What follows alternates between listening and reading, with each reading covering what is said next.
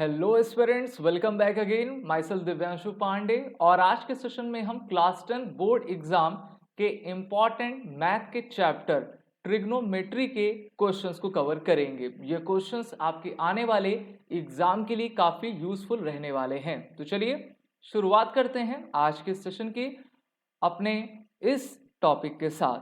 तो आप सबसे पहले इस कोर्स स्ट्रक्चर क्लास 10 मैथ का देख सकते हैं, जहां पर आपके ट्रिग्नोमेट्री से 12 मार्क्स के क्वेश्चन पूछे जाएंगे। तो इन 12 मार्क्स को अचीव कैसे करना है उसको हम जानेंगे।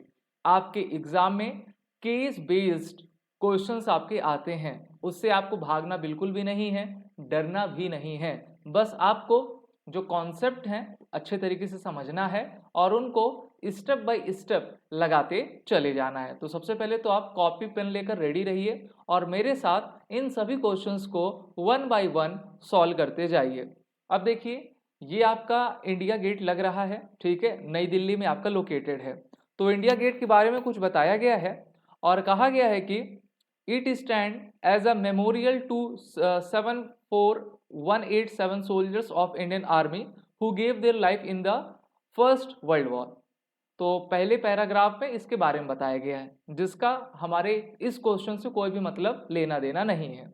आगे ये कहता है कि this 42 metre tall structure was designed by sir Edwin Lutyens. ठीक है, लुटियन की दिल्ली थी, तो इसकी जो हाइट बता दी गई है 42 मीटर की है। ठीक है, student Shreya of height 1 metre visited India Gate as a part of her study tour. लड़की की हाइट कितनी हो गई है? 1 मीटर है। ठीक है, और आपकी जो स्ट्रक्चर की हाइट क्या है? ये 42 मीटर की है। तो दो हाइट्स हमको पता चल गई। अब इसमें पहला केस हमको क्या फाइंड आउट करना है? What is the angle of elevation from Shreya's eye to the top of India Gate if she is standing at a distance of 41 metre away from the India Gate. चलिए सबसे पहले इस equation को हम सभी solve करेंगे। यहाँ पर आप इंडिया गेट को देख पा रहे हो, ठीक है। इंडिया गेट के साथ ये मान लीजिए ये श्रेया खड़ी हुई है। श्रेया की हाइट जो है 1 मीटर की है और ये जो पूरी बिल्डिंग है यानी कि इंडिया गेट है वो 42 मीटर का है। तो जब आप 42 मीटर से 1 मीटर आप माइनस करोगे तो इसकी जो इफेक्टिव हाइट निकलेगी, यानी कि श्रेया जिस एंगल से एलिवेशन आपका बना रही है वो आपको बताना है। और यहाँ पर tan का फॉर्मूला लगेगा, तो आप कह सकते हो कि 41 अपॉन x। ठीक है, आपको हाँ ये श्रेया की डिस्टेंस जो है यहाँ पर आप कह सकते हो कि 41। तो यहाँ पर ये कट गया, 1 आया, यानी कि थीटा इक्वल टू आपका 45 डिग्री आता हुआ आपको दिख रहा है। तो इससे हमने पहले अपने उसको सॉल्व कर लिया है। ठीक है, तो थीटा इक्वल टू आपका 41 आ गया। तो हाइट ऑफ इंडिया गेट हमको मिली थी, हाइट ऑफ आपका श्रेया दिया गया था, इफेक्टिव हाइट को हमने निकाला और जब एंगल ऑफ एलिवेशन हमने निकाला तो tan theta equal to opposite upon adjacent हम करते हैं। और tan 1 की वैल्यू किस एंगल पर आती है? ये हमेशा 45 डिग्री पर आया करती है। तो इस प्रकार से तो केस फर्स्ट का तो आंसर हमने निकाल लिया। अब चलिए केस सेकंड की तरफ चलते हैं। If Shreya observe the angle of elevation from her eyes to the top of India Gate to be 60 degree, then how far is she standing from the base of the India Gate. यानी कि अब श्रेया ऐसे angle से India gate को देख पा रही है जिससे कि उसका एलिवेशन जो है 60 डिग्री बना रहा है। तो अब उस डिस्टेंस को बताना है कि श्रेया कितनी दूरी पर आपकी खड़ी हुई है। ठीक है, अभी तो हमने थीटा निकाला है। अब यहाँ पर थीटा सेकंड केस में क्या दिया गया है कि मान लीजिए वो 60 डिग्री दिया है और tan 60 कितना होता है? तो tan 60 जो है आप सभी जानते होंगे कि ये √3 होता है। ठीक है, तो √3 हो जाएगा। √3 के साथ हम क्या लेंगे? 41 अपॉन x लेंगे। तो इस तरीके से x √3 इक्वल टू 41 कर लेंगे। ठीक है, x √3 इक्वल टू 41 हम आपका कर लेंगे। इसको आप x equal to 41 upon √3 metre भी कह सकते हो। तो ये आपका दूसरे का आंसर आ गया, दूसरे का आपका ये आंसर आ गया। ठीक है, तो आप इसको लिख सकते हो ना, x equal to 41 upon √3 metre लिख सकते हो। तो दूसरे का भी आंसर आ गया। थर्ड केस में देखें, if the angle of the elevation from Shreya eyes changes from 45 degree to 30 degree when she moves some distance back from the original position. अब देखिए वो क्या कर रही है, डिस्टेंस को बदल रही है। जहां पर वो खड़ी थी अपने ओरिजिनल डिस्टेंस से जैसे वो आगे पीछे हटती है तो 45 डिग्री से वो 30 डिग्री आपका हो जाता है। तो आपको बताना है कि find the distance she moves back, तो वो कितना डिस्टेंस आपके पीछे हटी हुई है आपको ये जो है बताना है। तो ये भी काफी सिंपल सा है। सबसे पहले आप इसमें क्या ले लोगे, अगर आप इनिशियल पोजीशन 45 को लेकर चलोगे तो क्या हो जाएगा, tan 45 equal to d1 upon tan 45 equal to 41 upon d1। Distance होता है कि नहीं, क्योंकि अगर आप जब भी tan के फॉर्मूले को देखोगे तो ये क्या होता है, हाइट अपॉन डिस्टेंस होता है।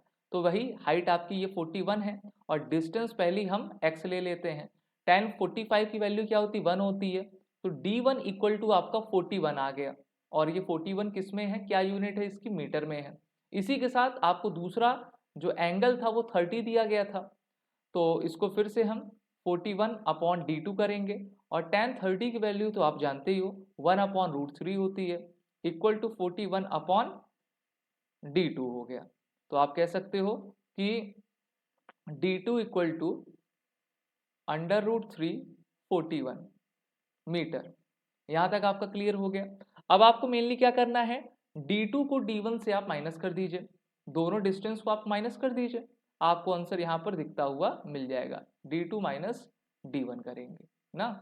तो जैसे आप कर सकते हो रूट 3 41 माइनस 41, तो आप देख पा रहे हो कि इसका आंसर भी आपको आ गया है। ठीक है, तो 41 आप कॉमन में ले लो, under root 3 minus 1, 41 into under root 3 minus 1, इसका आंसर आ गया। 41 आप बाहर ले लो, अंडर रूट 3 माइनस 1।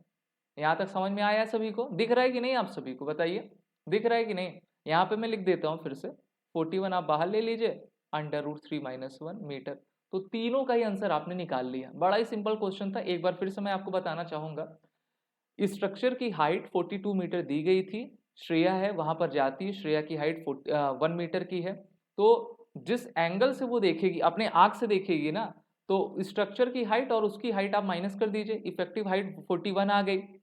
पहला कहा था कि जिस एंगल से वो देख पा रही है उसको, तो उसका आप डिग्री बताइए। तो डिग्री बताने के हमने क्या किया, tan theta equal to 41 upon 41 कर दिया, तो 1 आ गया।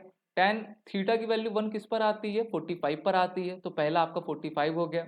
दूसरे में पूछ दिया था कि अगर 60 डिग्री पर एलिवेशन दिखती है तो डिस्टेंस बताइए कि श्रेया कितनी दूरी पर खड़ी हुई है, किस डिस्टेंस पर है।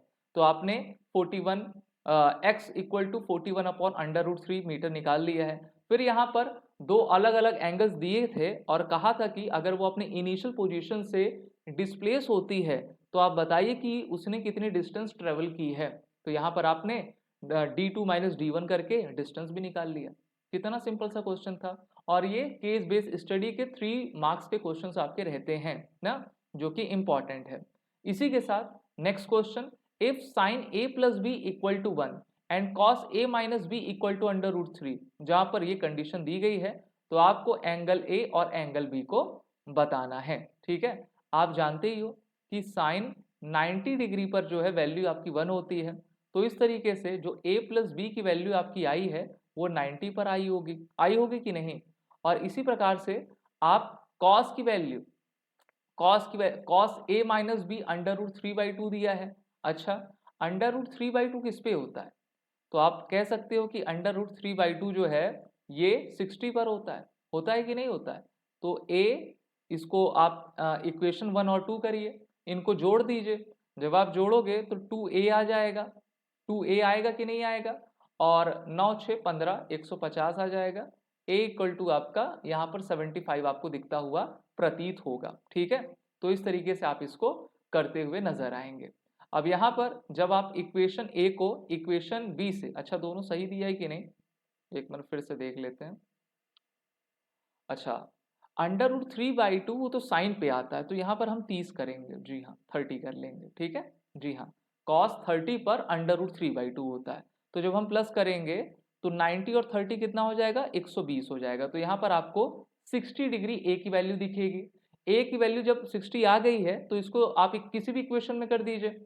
जैसे कि इक्वेशन ए में ही अगर आप डालेंगे या बी में भी डालेंगे तो बी की वैल्यू आपको क्या आ जाएगी, 30 दिखेगी। दिखेगी कि नहीं, तो आपको वैल्यू आ गई।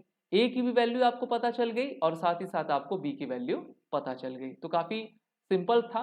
जो ट्रिग्नोमेट्रिकल आपका वो कह सकते हैं कि फॉर्मूला शीट होती है, टेबल होती है, वो काफी अच्छे तरीके से आपको याद रहनी चाहिए।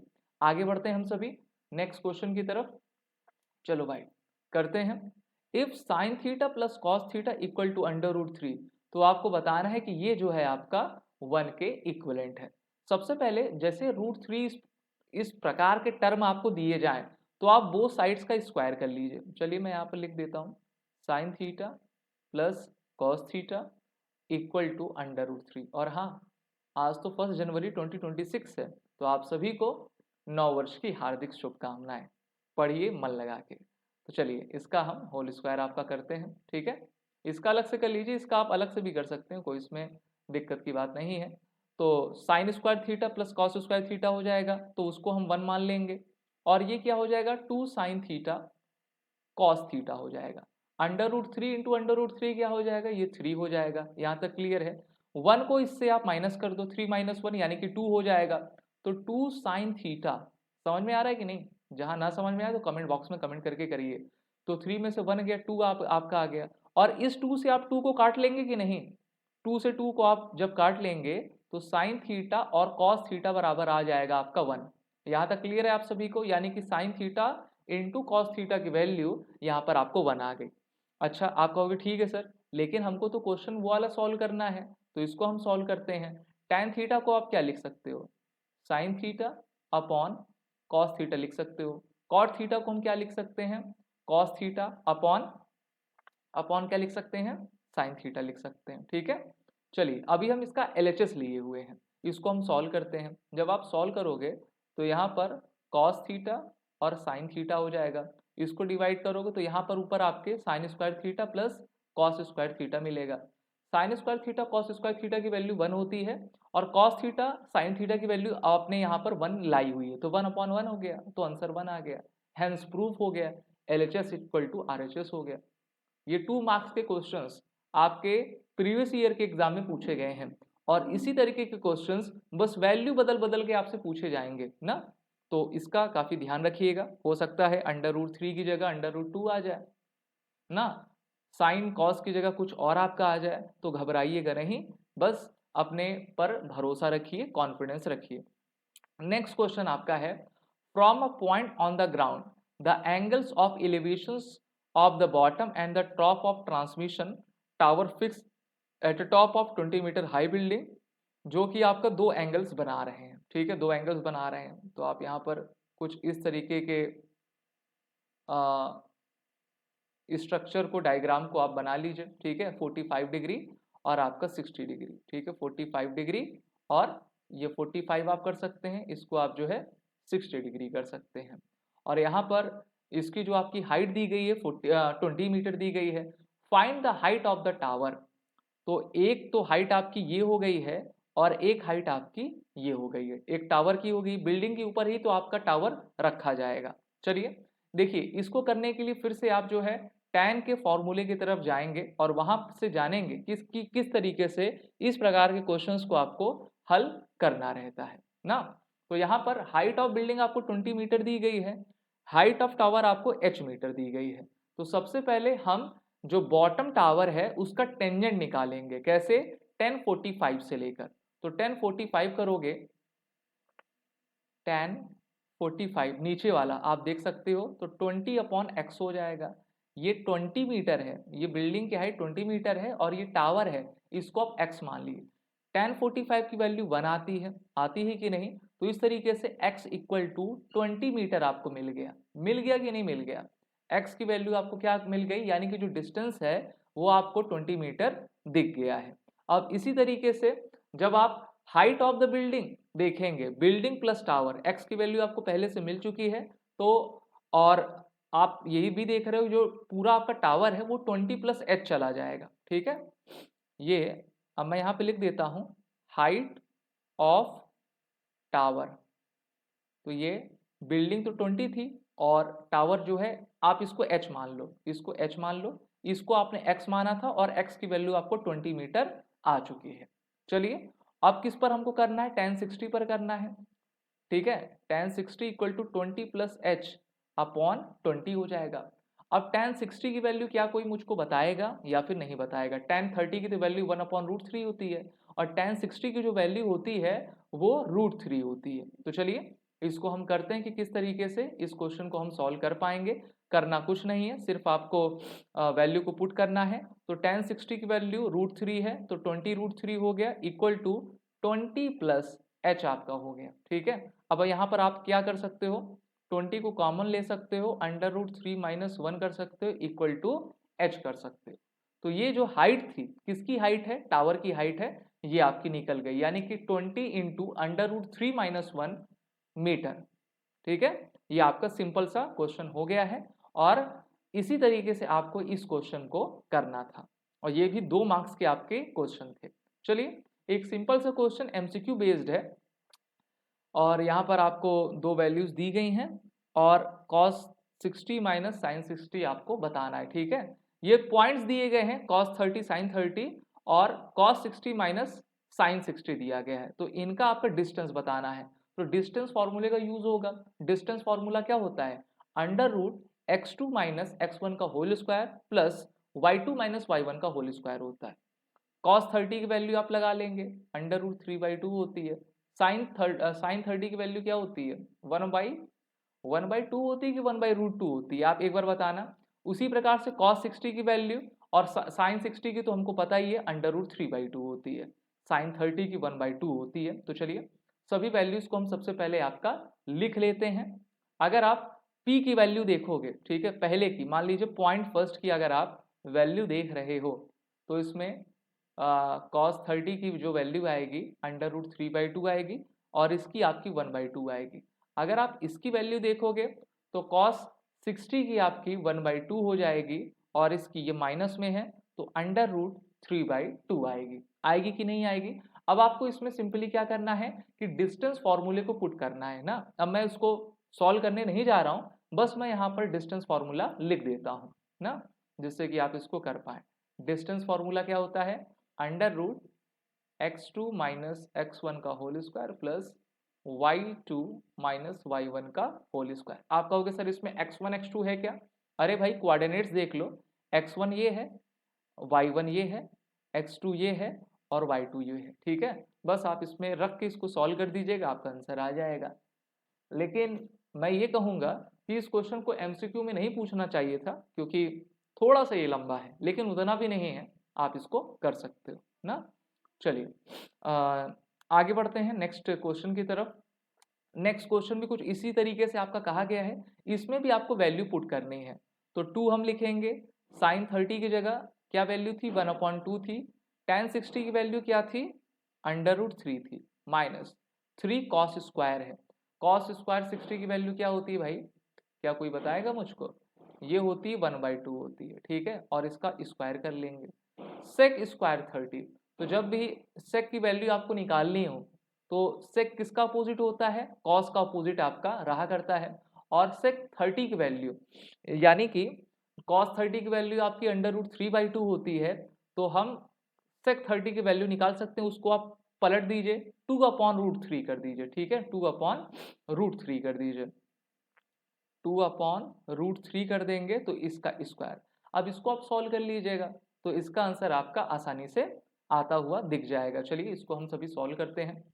तो 2 से 2 तो यहाँ पर कट गया कि नहीं, हाँ, √3 हो गया, माइनस 3 मल्टीप्लाई 1/4 हो गया इंटू 4/3 हो गया कि नहीं हो गया। 3 से 3 आपका कट जाएगा, आया क्या, √3 आया और 4 से 4 आपका कट गया, √3 माइनस 1 आ गया। तो यही आपका आंसर दिखता हुआ हमको मिल रहा है। ठीक है, √3 माइनस 1, कितना सिंपल था ना। तो इस प्रकार के क्वेश्चंस आपके एग्जाम में पूछे गए हैं, प्रीवियस ईयर क्वेश्चन। और सीबीएसई जो आपको सैंपल पेपर्स देती है वहां पर भी इन क्वेश्चंस आप काफ़ी देखेंगे, पिछले 10 साल का ट्रेंड अगर आप उठा के देखेंगे तो आपको इसी प्रकार के क्वेश्चंस ट्रिग्नोमेट्री से देखने को मिलेंगे। काफ़ी सिंपल होती है, लेकिन ये क्वेश्चन सिंपल नहीं है, ये बड़ा ही लंबा क्वेश्चन है। इस क्वेश्चन को सॉल्व करने के लिए सबसे पहले हम LHS को लेंगे, ठीक है। LHS को लेने के साथ ये जो sec x है और tan x है 1/cos कर लेंगे और sin अपॉन कॉस हम कर लेंगे, ठीक है। यहाँ पर मैं आपको करके अलग से दिखा देता हूँ, जैसे कि इसको जब हम इसको सॉल्व करेंगे 1/cos x हो जाएगा minus sin x upon cos x आपका हो जाएगा, ठीक है, ये दिखेगा। तो इसको आप क्या लिख सकते हो, cos x 1 minus sine x लिख सकते हो, ठीक है। तो ये एक वैल्यू हो गई, और दूसरी जो है बाकी आपको जो दी गई है उसको आप लिख लीजिए, sine x minus cos x plus 1 लिख लीजिए, तो ये आपका cos x हो गया, ठीक है। अब सिंपली आप क्या कर सकते हो, ये जो देखिए cos x आपके डिवीजन में है, यानी कि वो डिनोमिनेटर में है। मेनली आप क्या करो कि जो आपको न्यूमरेटर दिया गया है इसको एक्सपेंड कर लो, न्यूमरेटर को एक्सपेंड कर लो। न्यूमरेटर को मैं यहाँ पर लिख कर आपको दिखा देता हूँ, sine x minus cos x plus 1, okay, multiply by y1 minus sine x 1 minus sine x, ये आपका न्यूमरेटर है। न्यूमरेटर को एक्सपेंड करना है, यानी कि इसका मल्टीप्लिकेशन करना है। मल्टीप्लिकेशन करने के लिए आप सबसे पहले साइन का मल्टीप्लिकेशन इन दोनों में कर लीजिए, तो साइन x आप लिखोगे 1 माइनस साइन x लिख लोगे, ठीक है। इसी के साथ फिर माइनस आप लिखिए कॉस, क्योंकि कॉस का साइन माइनस में है, और कॉस का मल्टीप्लाई 1 माइनस साइन x से कर लीजिए, और इसी के साथ प्लस 1 आप लिखिए, और 1 का मल्टीप्लाई 1 माइनस साइन x से आप कर लीजिए। तो चलिए देखते हैं क्या क्या वैल्यू हमको आती है। नेक्स्ट पेज में हमको लिखना पड़ेगा, यहाँ पर जगह नहीं है, तो यहाँ पर आ जाएगा आपका sine x minus sine square x, ठीक है। एक ब्रैकेट में आप इसको लिख लीजिए, माइनस